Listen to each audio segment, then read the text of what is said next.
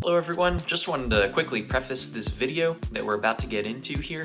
You may have noticed that I kind of started in the middle of the Titanic build after building the first part, and that's because I wasn't originally planning on doing this build on video. So I thought I'd just do it myself, but then after seeing the moderate success of the Millennium Falcon video, I thought I'd give it a shot.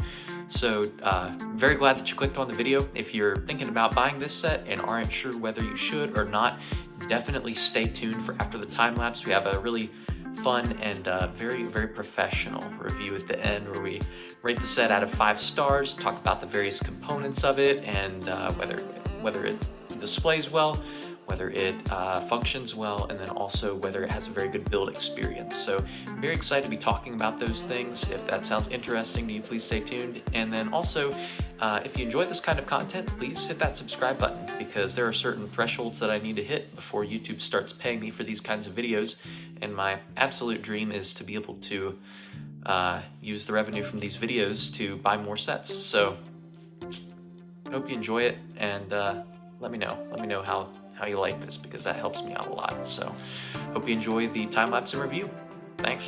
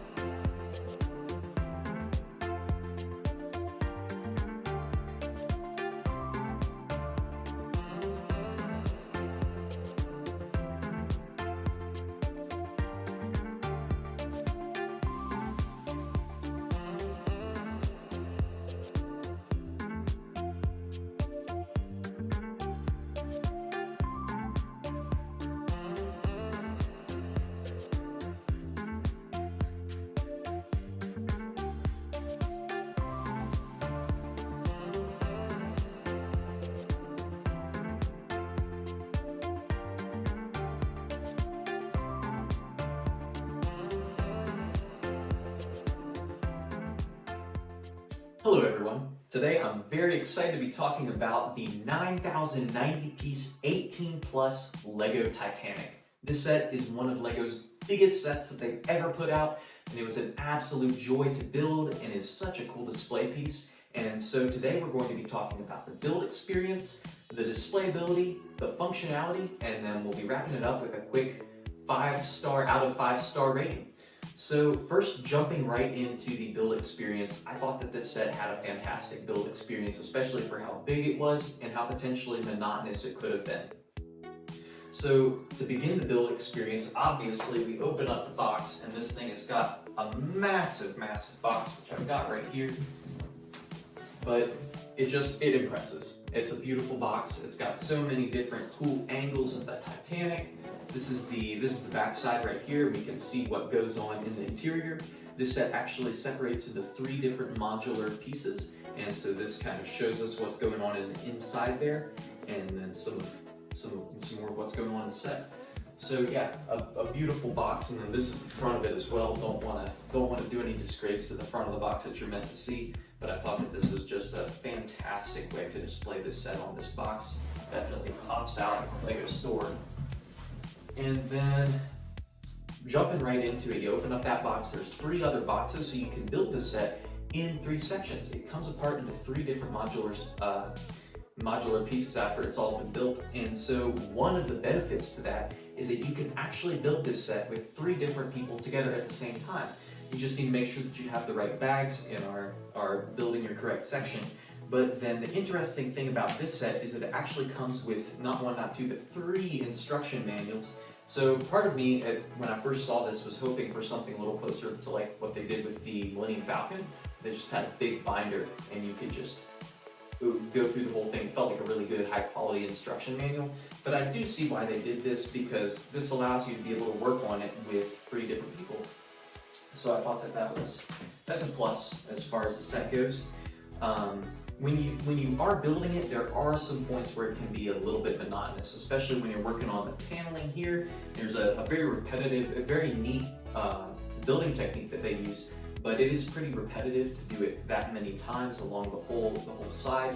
And then when you get to this middle section here, it can be quite monotonous because you're doing a lot of the same thing, just building the entire side.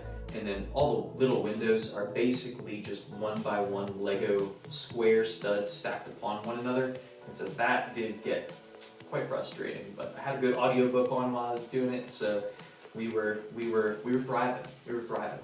Next, I'd like to highlight the 3 different modular sections that this set comes apart into. So if you'll bear with me quick, we'll do a time lapse of taking this thing apart into the 3 different sections.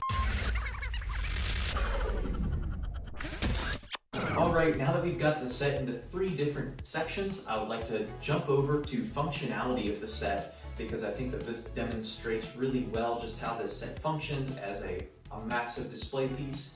So we've got the 3 sections here. We've got the front, the middle, which was a little bit monotonous as far as building goes, and then the very back, which I thought that was very fascinating. I think that we've got the most playable functionality with this. There's not very much, so don't be too blown away, but these engines, you can turn these little knobs here, and then it actually turns the propellers in the back as well. And then we can also see the pistons moving up and down as we turn that. So I thought that was a very fascinating little bit of functionality that Lego added to this set. This also expands functionality for this set as far as transportation and extended displayability goes. So if you are needing to move and you need to take the set with you and you don't want to take it apart to all of its pieces, which would really suck to do, then this is a great middle ground to be able to throw it in a tote and then set it back up. It can be difficult to transport this set while it's all in its state, the massive state that it is. And so being able to take it apart into the 3 sections allows you to transport it easier and ensures that you are not breaking unnecessary pieces off while you transport it. It also allows you to show people a little bit more of what's going on in the set. So you can see here we've got some of the layers up here of what the people would be doing. The quarters in the ship when they were actually walking around. There's a lot of small, tiny little pieces that serve as benches or tables in the living quarters here, and I don't think that they are to scale because they would be quite massive chairs and tables if there actually were people walking around that were supposed to be matching the size of this ship. But I thought that it was really cool, and I don't think that really does matter a whole lot because that's not primarily what people are going to be looking for when they look at the set. But I thought that also does extend the displayability of the set. So if you'll bear with me again, we'll do another quick time lapse to get this thing back together, and then we'll talk about displayability. All right, jumping right into displayability, this set is the perfect set to display. It is very narrow, but very long, and so it's impressive, but it's also easy to find a space for it in your house or your office. Suits very well spaces that are a little bit more sophisticated or classy. Very displayable set. Highly recommended as far as a display piece goes. If you are into model ships or displaying any sort of Lego creation, then this is a fantastic set to go with. Now I'd like to jump right into a review, a rating out of 5 stars for this set. So first we talked about the building experience. Building experience was very good, but it is micro scale, and so not quite as many Easter eggs or cool little features that we find for the minifigures in there.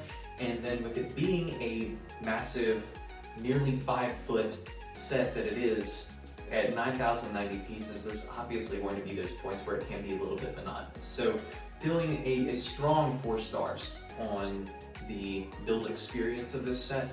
When it comes to functionality, this is a very functional set as far as what it was intended to do as a massive display piece. When it comes to functionality, I think that Lego nailed it. I think that they've earned themselves a 5 stars for that. It's easy to take apart into the 3 sections. It's easy to transport because of that. And then if you want to show people even more details about the set, then you can take it apart and show them those details as well.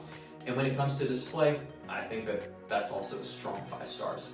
It's a massive ship. It's a massive Lego ship. What more could you want? All that together, I am feeling a very good 4.5 out of 5 stars for this set. If you're looking for a massive display piece, then this is a very, very good set for you.